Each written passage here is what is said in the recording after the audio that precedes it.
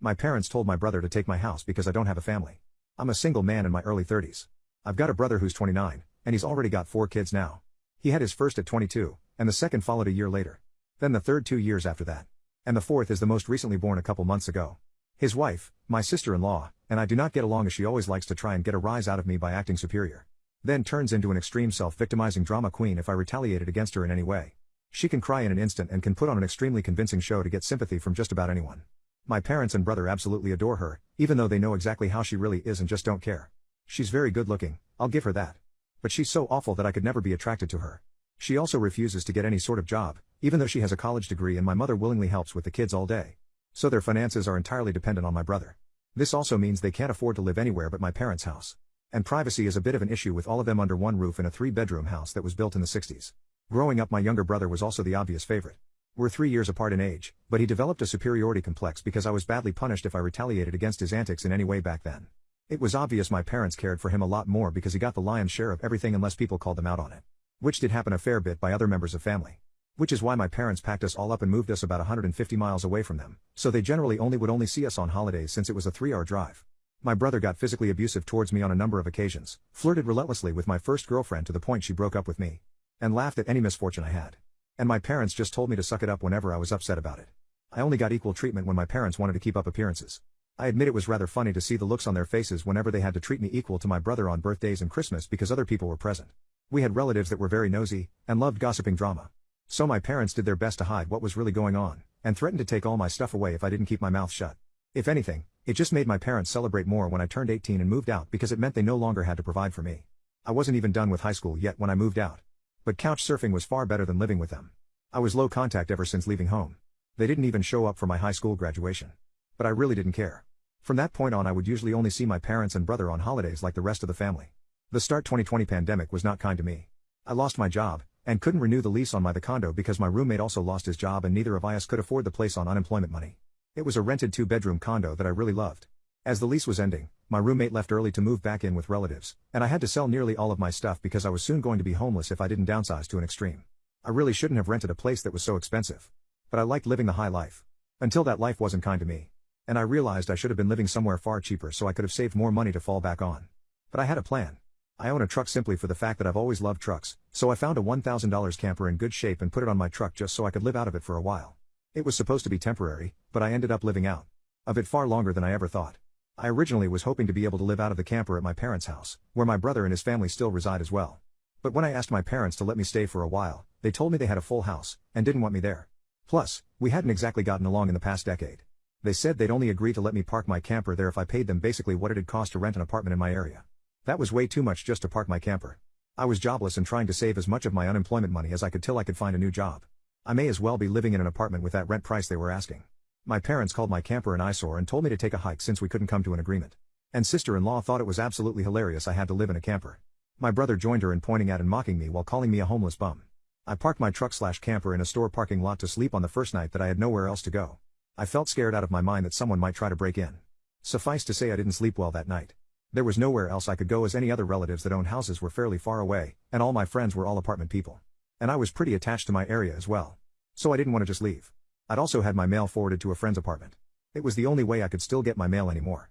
Finding a stable place to park was pretty difficult. I went looking around to try and find a job similar to my old one. It took months of living the nomadic camper life. In that time, I had to deal with a lot. Everything from beggars and drug addicts, to people demanding I leave because my camper was an eyesore. At one point someone who told me to move claimed to be with an HOA. I wasn't even parked on a street with houses. And when I questioned what HOA, they got incredibly belligerent and threatened me. I moved my camper anyway just to avoid the trouble. In order to have a steady supply of electricity, I learned to use a long extension cord to plug in anywhere I could to recharge my camper batteries. This meant sneaking around and plugging it into an outside outlet of a random building while parked on a street. I know that's a crummy thing to do. But I had to keep my batteries charged so my refrigerator would stay cold. I had a small solar power bank for recharging my phone.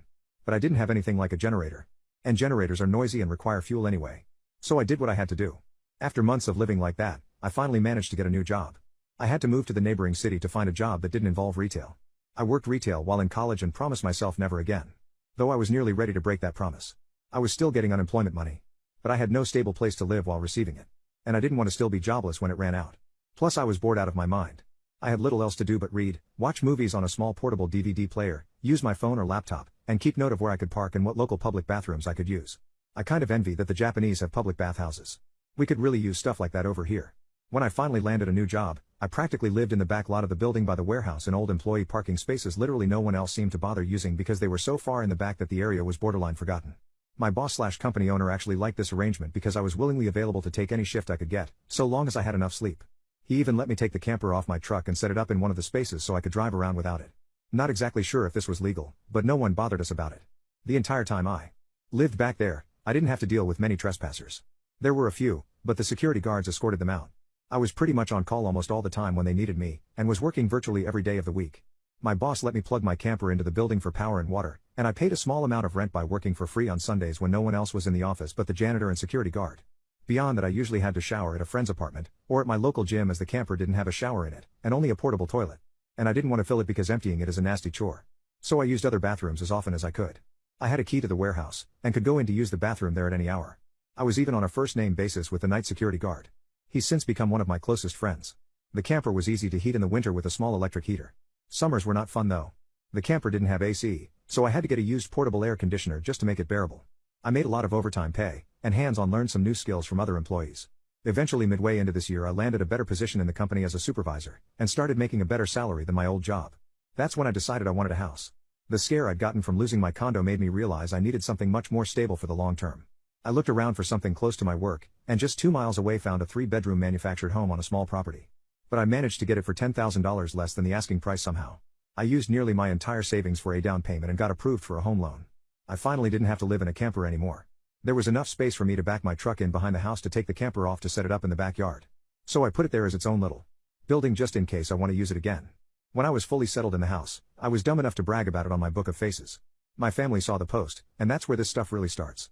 After a few weeks my parents and brother along with his family came to visit completely unannounced to have a tour of my home. I didn't even give them my address. So how they found out where I live, I still don't know. None of my friends have fessed up, and no prior family members visited me before that. So I wonder if they stalked me at work and followed me home or something. It really wouldn't surprise me. Once I opened the door, they practically all shoved their way in like rambunctious tourists. Then just started making themselves at home. They all kept poking around and sister-in-law had this creepy smirk that she was repeatedly flashing me. And it was only later that I figured out why. And it made me madder than a bull on steroids that just got stung by a hornet. My parents were constantly talking about how I've got so much extra space now. And it's too much for someone like me who has no wife or kids. Sure, not now. But maybe someday, and my brother kept remarking about how there was more space than our parents' house, and my house was closer to his job too. Red flags all around, I know. Eventually my brother asked me to speak privately. Everyone else suddenly left the room and piled out onto the front porch. That's what finally made me realize they'd planned something. My brother, let's call him Dan for the sake of simplicity, said the house was too much for me alone. And I should let him move in with his family because his wife is pregnant with kid number 4. And my house is much closer to his job. He pointed out that I already have the camper, so I could just live in that outside while they live in the main house. And I'd like to point out that Dan never once spoke of offering rent. Mind you, he's got a good job. He also started talking about how there would be changes, and even curfews. And that I couldn't just walk in at any time without prior notice. If it weren't my brother, I'd think the person I was talking to had lost their mind.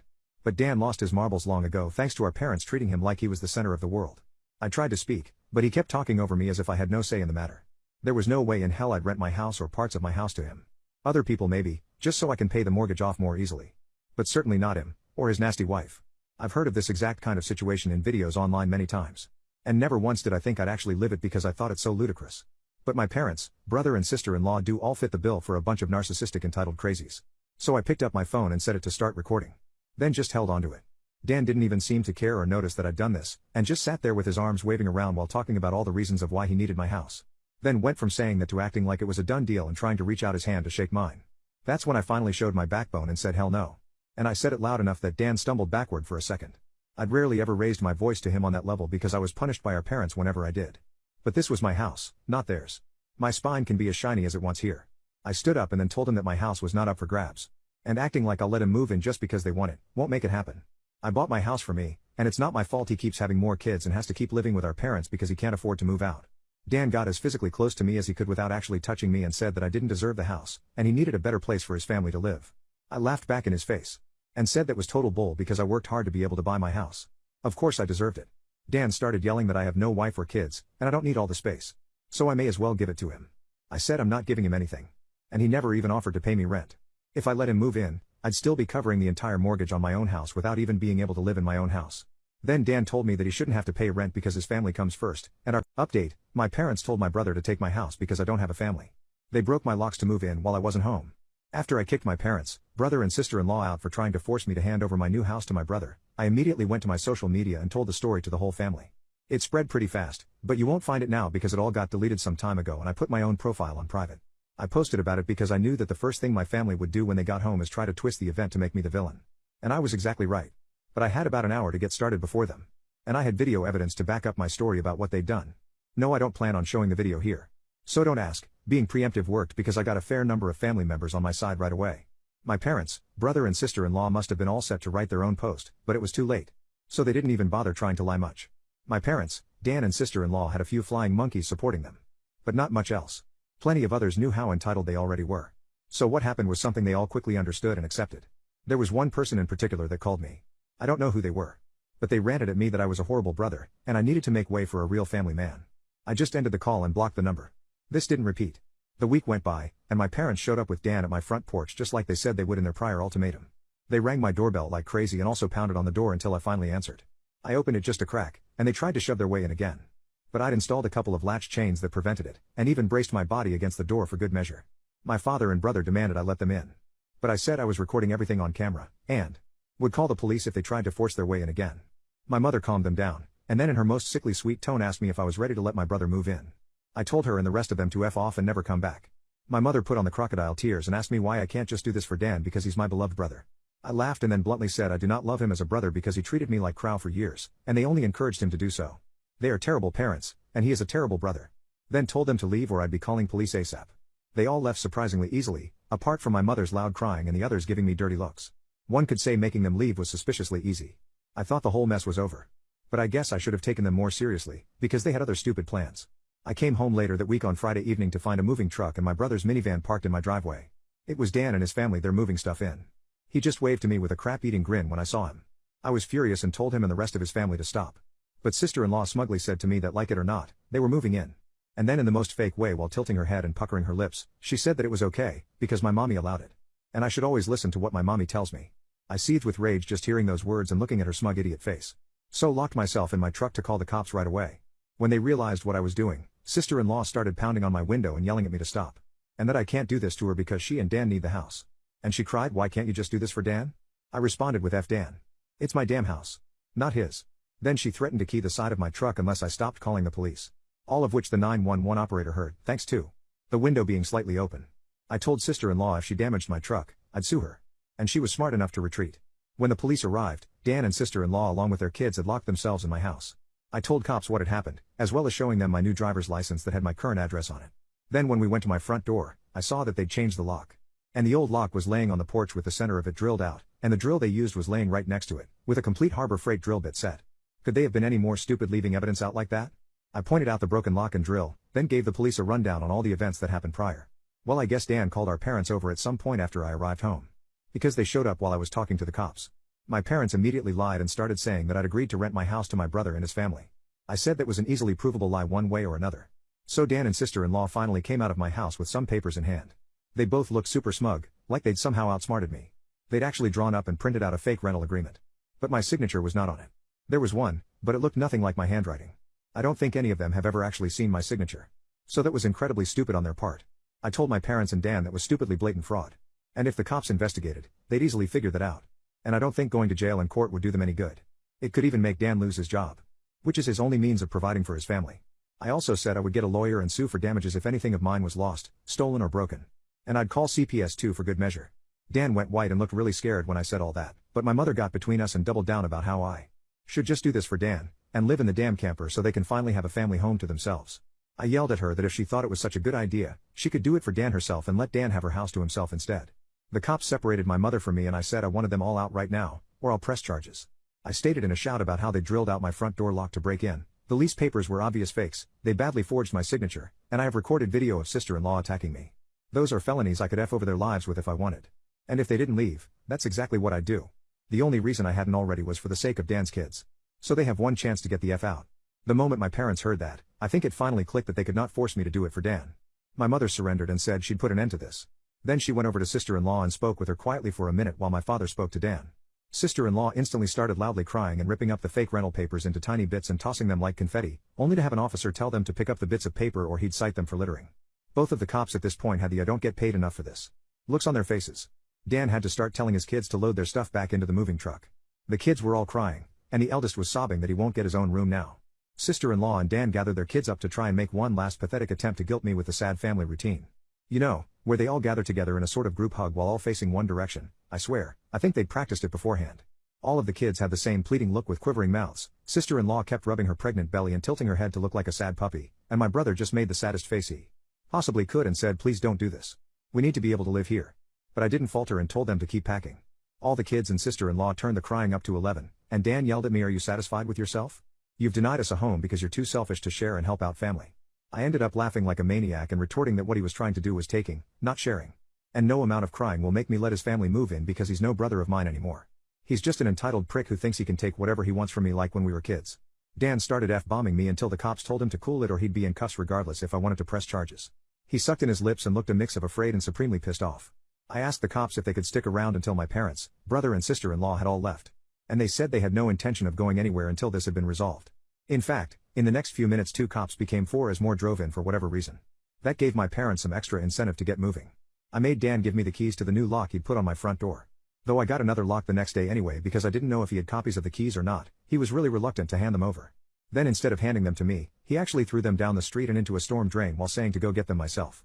But one of the cops scolded him for that and made him go get them. He had to pull the grate off just to get at them. And he got pretty dirty in the process. When he got the keys back, he just grumbled then slammed them down into my hand. I then told them all to leave and never come back. My mother said I'd be disowned for this, as if that were some kind of threat to me. And I voiced that to them. Then in an overly sarcastically I said something along the lines of, "Oh no. That means I won't get to come to any holidays with you guys where I always get treated like crap by you all anyway. Because Dan has always been your obvious favorite. You treated all me so badly when I was growing up that if Dan ever needs an organ donor, I wouldn't give him anything. So do like you always told me to do when I was mistreated by all of you, and suck it up." Final update, my parents told my brother to take my house because I don't have a family. I decided to wait on making an account and posting until after the new year, just in case more stuff happened. And it did. As previous readers know, my sister-in-law was making passive-aggressive posts on social media that were obviously directed at me. Especially after sister-in-law had her 4th baby in November. She was posting the same repetitive nonsense over and over again. She just found semi-clever ways of rewording it. But she pretty much kept regurgitating that she was tired of living with my parents, that there isn't enough space, she needs her own house, blah blah blah. I know I sound dismissive. But live through what I have with these people and you'd be ready to sarcastically play tiny violins in front of them too. They're just that bad. And since I waited until January to make an account, more happened just like I thought. I stated before that I'd invited half the family for a Christmas Eve party at my house.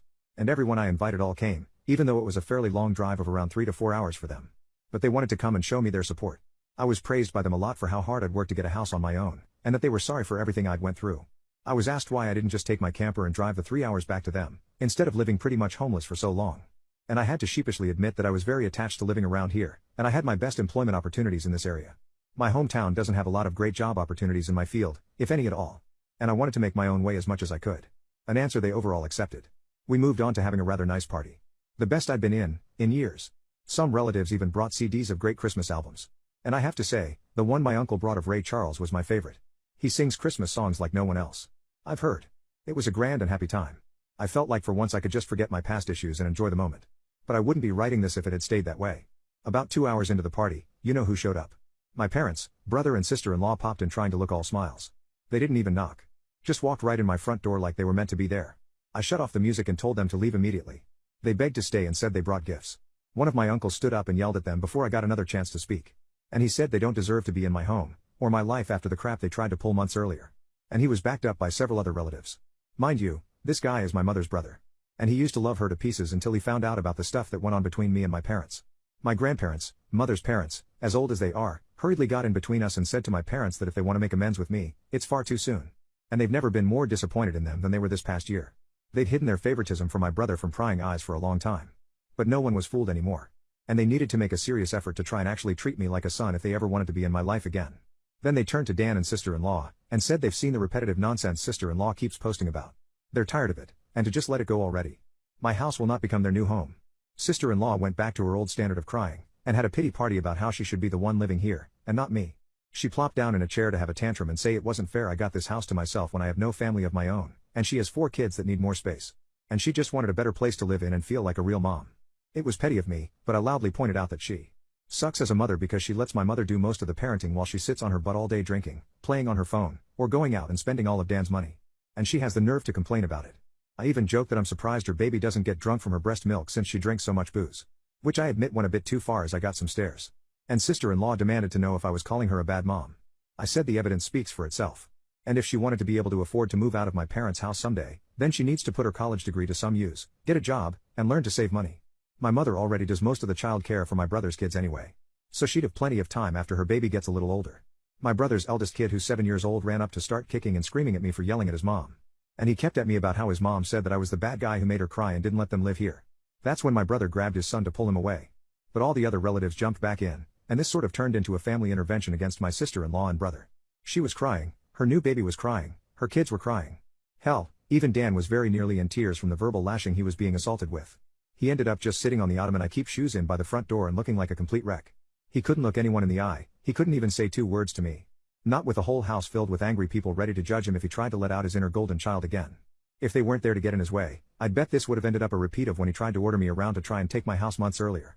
By this point though, he'd been so thoroughly humiliated that his and my parents' reputation in the family was completely destroyed because the masks were all now off now. Soon after, my parents, brother and sister-in-law all left in defeat. The party resumed and we all avoided speaking of what just happened for the rest of the evening. Since most of the adults had been drinking, everyone stayed the night in my house. I even let some of them sleep in the camper so there'd be enough space. I admit, it also makes a good guest house. My relatives all wanted a tour of it earlier as well. And they said they couldn't believe I'd been living in it for around 2 years. I got a lot of questions about it. Like what summer and winter was like, and so on. I was up earlier than everyone else Christmas morning, and had a fresh pot of coffee and some ibuprofen for those spiked eggnog hangovers a few of them had. I was complimented on being a way nicer host than my parents ever were, and we all agreed to do this again next Christmas. After Christmas, sister-in-law did finally stop making posts that were obvious digs at me, and deleted all of the old ones as well. But shortly after the new year, she more recently made a new post complaining about how she'd tried to convince my parents to get a camper like I did, so it could be set it up in the backyard so Dan and his family could use the whole house as their family home. Well, a taste of one's own medicine is never fun. Because my parents turned that idea down, vehemently I hear. No one is going to push them out of their own home, let alone their master bedroom. The post was only up for a couple of days before sister-in-law removed it. And she has hardly posted anything since then. She loves to complain. But if a tree falls and no one is around to hear it, can it still complain? Sister-in-law, I guess, has realized there's no point in doing it when no one hears her anymore. And Dan can't afford to move his family out on his salary alone anytime soon. If they end up expecting another child in the next few years, I won't be surprised. Things mellowed down for me since then. And I've even invited friends over for a poker night. I suck at poker because I can never remember a damn thing about it. But so what? We get to drink beer and eat junk food while being merry idiots. We all loaded up on Whoppers from Burger King and just had it at the best way 4 grown men can when they just want to have a good unadulterated time and get pissed drunk. I think maybe around summer I'll look into possibly dating someone. I'm not exactly getting younger here. Fingers crossed that goes well. My camper just sits idle in my yard now. And I admit, there were some days I went out there just to spend time in it. I did live in it for 2 years. It's like my second home. And maybe one day I'll actually get to use it for camping, like it was meant to be. I've never been camping. My parents considered it a waste of time. So it'd be a completely new experience for me. This pretty much marks the end of what happened. My parents, brother and sister-in-law have all been staying very clear of me. In fact, they seem to have gone back to acting like I don't exist, like they did before I bought a house. Not like that bothers me at all. It's better that way. But they'll inevitably come back in some way. I know they will. I just wonder what kind of stupid thing they'll do next. If anything notable like all this ever happens again, I'll make another post if this account is still active.